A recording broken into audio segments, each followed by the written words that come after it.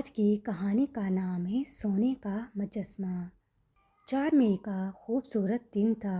ایک چھوٹی سی وادی میں ایک غریب لڑکی رہتی تھی جس کا نام نور تھا۔ نور بہت غریب لڑکی تھی لیکن بہت محنتی بھی تھی۔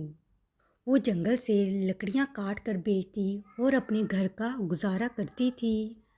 ایک دن دوپہر کے وقت نور جنگل میں لکڑیاں لینے گئی اور تھک کر ایک درخت کے نیچے بیٹھ گئی۔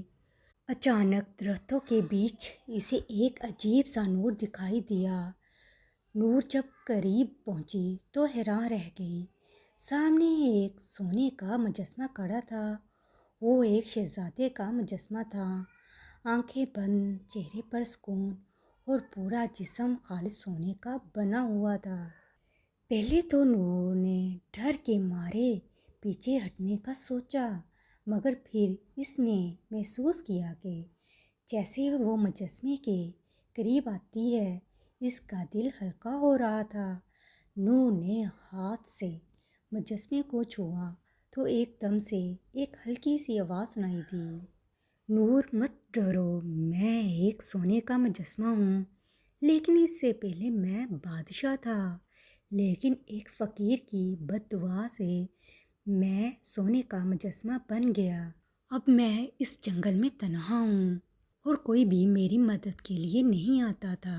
نور نے مجسمے کی صفائی کی اور مجسمے کو کھانا کھلایا اور مجسمے کی ایک سائڈ پر سو گئی۔ سونے کے مجسمے کو نور پر بہت ترس آیا اور ایک آنسو نور پر گرا۔ سونے کا آنسو دیکھ کر نور اٹھ گئی اور حیرانی سے بولی، تم کیوں رو رہے ہو؟ مجسمے نے کہا، آج تک کوئی بھی میری مدد کے لیے نہیں آیا۔ تمہارا دل بہت نیک ہے اور تم نے مجھے کھانا کھلایا اور میری مدد کی۔ اس کے بدلے میں تمہیں سونے کا ایک باکس دیتا ہوں۔ اس سونے کے باکس میں بہت سے زیورات اور سونے کے سکے ہیں۔ ان کو بیچ کر تم اپنی زندگی بہتر بنا سکتی ہو اور اپنے گاؤں کو بہتر حالت میں لا سکتی ہو۔ نور یہ سونے کا باکس لے کر بہت خوش ہوئی اور گاؤں کی طرف چلے گئی۔ نور نے اپنا گھر بنایا اور گاؤں میں ایک چھوٹا سا اسکول بنوایا اور دوسرے غریب بچوں کو کھانا کھلانا شروع کر دیا۔ سونے کے مجسمے نے بھی نور کا گھر بنانے میں بہت مدد کی۔